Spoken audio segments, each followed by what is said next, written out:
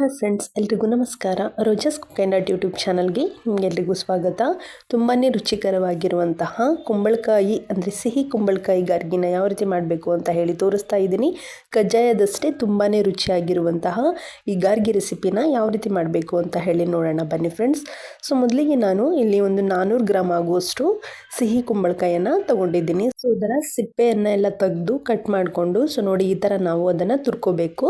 So ನೋಡಿ ಈ ಥರ ಆದರೆ ಸಾಕಾಗುತ್ತೆ.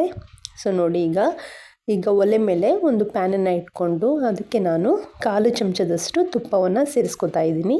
ಸೊ ನೋಡಿ ತುಪ್ಪ ಎಲ್ಲ ಚೆನ್ನಾಗಿ ಕರಗಿ ಇದಕ್ಕೆ ನಾವು ತುರಿದಿಟ್ಕೊಂಡಿರುವಂತಹ ಕುಂಬಳಕಾಯನ್ನು ಸೇರಿಸ್ಕೊತಾ ಇದ್ದೀನಿ. ಸೊ ನೋಡಿ ಈಗ ಕಡಿಮೆ ಫ್ಲೇಮಲ್ಲಿ ಚೆನ್ನಾಗಿ ಸ್ವಲ್ಪ ಅದು ಹಸಿ ವಾಸನೆ ಹೋಗೋ ಥರ ನಾವು ಒಂದು 5 ನಿಮಿಷ ಇದನ್ನು ಚೆನ್ನಾಗಿ ತುಪ್ಪದಲ್ಲಿ ಫ್ರೈ ಮಾಡ್ಕೋಬೇಕು. ಸೊ ನೋಡಿ ಈಗ ಫ್ರೈ ಮಾಡ್ಕೋತಾ ಇದ್ದೀನಿ. ಈಗ ಆಲ್ರೆಡಿ 5 ನಿಮಿಷ ಆಗಿದೆ. ಸೊ ನಂತರ ನಾನು ಇದಕ್ಕೆ 1 ಬೌಲ್ ಆಗುವಷ್ಟು ನಾನು ಬೆಲ್ಲನ ಸೇರಿಸ್ಕೊತಾ ಇದ್ದೀನಿ. ಸೊ ನೋಡಿ ನೀವು ನಿಮಗೆ ತುಂಬ ಸ್ವೀಟ್ ಬೇಕು ಅಂತಂದರೆ ಸ್ವಲ್ಪ ಜಾಸ್ತಿ ಬೆಲ್ಲನ ಸೇರಿಸ್ಕೊಳ್ಳಿ. ಆಲ್ರೆಡಿ ಸಿಹಿ ಕುಂಬಳಕಾಯಿ ಸ್ವಲ್ಪ ಸ್ವೀಟ್ ಆಗಿರೋದ್ರಿಂದ ನಾನು ಕಡಿಮೆ ಬೆಲ್ಲನ ಯೂಸ್ ಮಾಡ್ಕೋತಾ ಇದ್ದೀನಿ. ಸೊ ನೋಡಿ ಈ ಥರ ಬೆಲ್ಲ ಎಲ್ಲ ಇವಾಗ ಚೆನ್ನಾಗಿ ಕರಗ್ತಾ ಇದೆ. ಹೀಗೆ ನಾವು ಅದನ್ನು ಸಿಹಿ ಕುಂಬಳಕಾಯಿ ಜೊತೆ ಬೆಲ್ಲವನ್ನು ಮಿಕ್ಸ್ ಮಾಡ್ಕೋತಾ ಬರಬೇಕು. ಸೊ ನೋಡಿ ಈಗ ನಾನು ಚೆನ್ನಾಗಿ ಅದನ್ನು ಮಿಕ್ಸ್ ಮಾಡ್ಕೊಂಡಿದ್ದೀನಿ. ಸೊ ನಂತರ ಇದಕ್ಕೆ ನಾನು 1 ಕಪ್ ಆಗುವಷ್ಟು ಗೋಧಿ ಹಿಟ್ಟನ್ನು ಸೇರಿಸ್ಕೊತಾ ಇದ್ದೀನಿ.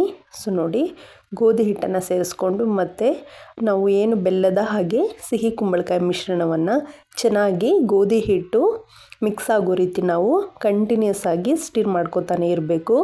ಸೊ ನೋಡಿ ನಾನು ಮಿಕ್ಸ್ ಮಾಡ್ಕೋತಾ ಇದ್ದೀನಿ. ಸೊ ಕೈಯಲ್ಲಿ ಒಂದು ಸಪೋರ್ಟ್ ಇಟ್ಕೊಂಡು ಸೊ ನೋಡಿ ಈ ಥರ ನಾವು ಚೆನ್ನಾಗಿ ಈಗ ಮಿಕ್ಸ್ ಮಾಡ್ಕೋಬೇಕು. ಸೊ ನೋಡಿ ಕೊನೆಗೆ ತಾನಾಗೆ ಅದು ಮೇಲೆದ್ದು ಬರುತ್ತೆ. ನಂತರ ಇದಕ್ಕೆ ನಾನು ಕ್ರಷ್ ಮಾಡಿ ಇಟ್ಕೊಂಡಿರುವಂತಹ ಏಲಕ್ಕಿ ಪುಡಿ ಹಾಗೆ ಎಳ್ಳನ್ನು ಸೇರಿಸ್ಕೊತಾ ಇದ್ದೀನಿ. ನೀವು ಬೇಕಿದ್ರೆ ಕಪ್ಪೆಳ್ಳು ಕೂಡ ಸೇರಿಸ್ಕೋಬೋದು. ಸೊ ನಾನು ಎರಡೂ ಮಿಕ್ಸ್ ಮಾಡಿ ಸೇರಿಸ್ಕೊತಾ ಇದ್ದೀನಿ. ಸೊ ನೋಡಿ ಈಗ ಚೆನ್ನಾಗಿ ಅದು ಬೆಂದಿದೆ. ಸೊ ನೋಡಿ ಎಷ್ಟು ಚೆನ್ನಾಗಿ ಬರ್ತಾ ಇದೆ. ಅದು ಚೆನ್ನಾಗಿ ಬೆಂದಿದೆ ಅಂದರೆ ಮೇಲೆದ್ದು ಬರುತ್ತೆ. ಸೊ ಹಾಗಾಗಿ ಅಲ್ಲಿ ತನಕ ನಾವು ಸ್ವಲ್ಪ ಅದನ್ನು ಮಿಕ್ಸ್ ಮಾಡ್ಕೋತಾನೆ ಇರಬೇಕು. ಸೊ ನೋಡಿ ಈಗ ಚೆನ್ನಾಗಿ ಅದು ಬೆಂದಿದೆ. ಸೊ ಈಗ ನಾವು ಒಂದು ಲಿಡ್ಡನ್ನು ಕ್ಲೋಸ್ ಮಾಡಿ 1-2 ನಿಮಿಷ ಅದನ್ನು ತಣ್ಣಗಾಗೋಕ್ಕೆ ಸೈಡಲ್ಲಿ ಎತ್ತಿಟ್ಕೊಳ್ಳೋಣ. ಸೊ ನೋಡಿ ಇವಾಗ ತಣ್ಣಗಾದ್ಮೇಲೆ ನಾನು ಅದನ್ನು ಒಂದು ಪ್ಲೇಟ್ಗೆ ಟ್ರಾನ್ಸ್ಫರ್ ಮಾಡ್ಕೋತಾ ಇದ್ದೀನಿ. ಈ ಥರ ಕೈಯಲ್ಲಿ ಉಂಡೆನ ತಗೊಂಡು ಕೈಗೆ ಸ್ವಲ್ಪ ಎಣ್ಣೆನ ಹಚ್ಕೊಂಡು ಸೊ ನೋಡಿ ಈಗ ನಾವು ನಮಗೆ ಯಾವ ಶೇಪಲ್ಲಿ ಬೇಕು ಆ ಶೇಪಲ್ಲಿ ಪ್ರೆಸ್ ಮಾಡ್ಕೊಳ್ಳಿ. ನೀವು ಬೇಕಿದ್ರೆ ಮಧ್ಯ ಒಂದು ಹೋಲ್ ಕೂಡ ಮಾಡಿದರೆ ಇನ್ನೂ ಚೆನ್ನಾಗಿ ಬೇಯುತ್ತೆ. ಸೊ ನಾನು ಸ್ವಲ್ಪ ತೆಳುವಾಗಿ ಮಾಡ್ಕೊಂಡಿರೋದ್ರಿಂದ ಹಾಗೆ ಮಾಡ್ಕೋತಾ ಇದ್ದೀನಿ.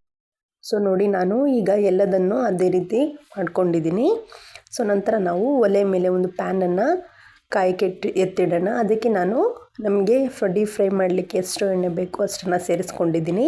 ಸೊ ನೋಡಿ ನಾವೇನು ತಟ್ಟಿ ಇಟ್ಕೊಂಡಿದ್ವಲ್ಲ ಅದನ್ನೆಲ್ಲ ಈಗ ಸೇರಿಸ್ಕೊತಾ ಇದ್ದೀನಿ. ಸೊ ನೋಡಿ ಒಂದೊಂದಾಗಿ ಈಗ ಸೇರಿಸ್ಕೊಳ್ಳಿ. ಎಣ್ಣೆ ಚೆನ್ನಾಗಿ ಕಾದಿರಬೇಕು. ಸೊ ನಂತರ ಅದನ್ನು ಕಡಿಮೆ ಫ್ಲೇಮಲ್ಲಿ ಅಂದರೆ ಸಿಮ್ಮಲ್ಲಿ ಇಟ್ಕೊಳ್ಳಿ. ಇಲ್ಲಾಂದರೆ ಬೇಗ ಅದು ಕರಗಾಗಿಬಿಡುತ್ತೆ, ಒಳಗಡೆ ಚೆನ್ನಾಗಿ ಅದು ಬೆಂದಿರಲ್ಲ. ಸೊ ನೋಡಿ ನಾನು ಈಗ ಎಲ್ಲವನ್ನು ಸೇರಿಸ್ಕೊಂಡು ಚೆನ್ನಾಗಿ 2 ಸೈಡ್ ಅದನ್ನು ಮಗ್ಚಿ ಬೇಯಿಸ್ಕೊತಾ ಇದ್ದೀನಿ, ಅಂದರೆ ಎಣ್ಣೆಯಲ್ಲಿ ಫ್ರೈ ಮಾಡ್ಕೋತಾ ಇದ್ದೀನಿ. ಸೊ ತುಂಬಾ ರುಚಿಯಾಗಿರುತ್ತೆ ಫ್ರೆಂಡ್ಸ್. ನೀವು ಕಜ್ಜಾಯ ತಿಂದಿರ್ತೀರಲ್ಲ ಸೇಮ್ ಅದೇ ಟೇಸ್ಟ್ ಕೊಡುತ್ತೆ. ಯಾವುದಾದ್ರೂ ಹಬ್ಬಕ್ಕಾಗಿರ್ಬೋದು ಇಲ್ಲ ಇನ್ಸ್ಟೆಂಟಾಗಿ ಯಾರಾದರೂ ಗೆಸ್ಟ್ ಬಂದರೂ ಕೂಡ ಈ ರೆಸಿಪಿನ ನೀವು ಮಾಡ್ಬೋದು. ಅಕ್ಕಿನ ನೆನೆಸೋಂತಹ ಅವಶ್ಯಕತೆಯೂ ಇರೋದಿಲ್ಲ. ಸೊ ಗೋಧಿ ಹಿಟ್ಟನ್ನು ಬಳಸಿ ಹಾಗೆ ಸಿಹಿ ಕುಂಬಳಕಾಯಿನ ಬಳಸಿ ತುಂಬಾ ರುಚಿಯಾಗಿರುವಂತಹ ಕಜ್ಜಾಯ ಅಂತಲೂ ಕೂಡ ಕರಿಬೋದು. ಈಗ ನೋಡಿ ಅದು ಚೆನ್ನಾಗಿ ಬೆಂದಿದೆ. ಸೊ ಅದನ್ನು ನಾನು ತಗೊಂಡು ಅದಕ್ಕೆ ಸ್ವಲ್ಪ ಎಕ್ಸ್ಟ್ರಾ ಎಣ್ಣೆ ಏನಿದೆ ಅದನ್ನು ನಾನು ಸ್ವಲ್ಪ ಸ್ಪೂನ್ ತಗೊಂಡು ಸ್ವಲ್ಪ ಮ್ಯಾಶ್ ಮಾಡಿಕೊಂಡ್ರೆ ಎಣ್ಣೆ ಎಲ್ಲ ರಿಲೀಸ್ ಆಗುತ್ತೆ. ಸೊ ನೋಡಿ ಎಷ್ಟು ಚೆನ್ನಾಗಿ ಬಂದಿದೆ ಅಂತ ಹೇಳಿ. ಸೊ ನಾನು ಮತ್ತೊಂದು ಬ್ಯಾಚ್ ಕೂಡ ಇದೇ ಥರ ಅದನ್ನು ಫ್ರೈ ಮಾಡ್ಕೋತಾ ಇದ್ದೀನಿ. ಖಂಡಿತವಾಗಿಯೂ ಕೂಡ ನಿಮ್ಮಲ್ಲಿ ಈ ರೆಸಿಪಿನ ಒಂದ್ಸಲ ಟ್ರೈ ಮಾಡಿ ಹಾಗೆ ಹೇಗಿತ್ತು ಅಂತ ಹೇಳಿ ಕಮೆಂಟ್ ಮಾಡಿ. ಎಲ್ರಿಗೂ ಧನ್ಯವಾದಗಳು. Thank you for watching.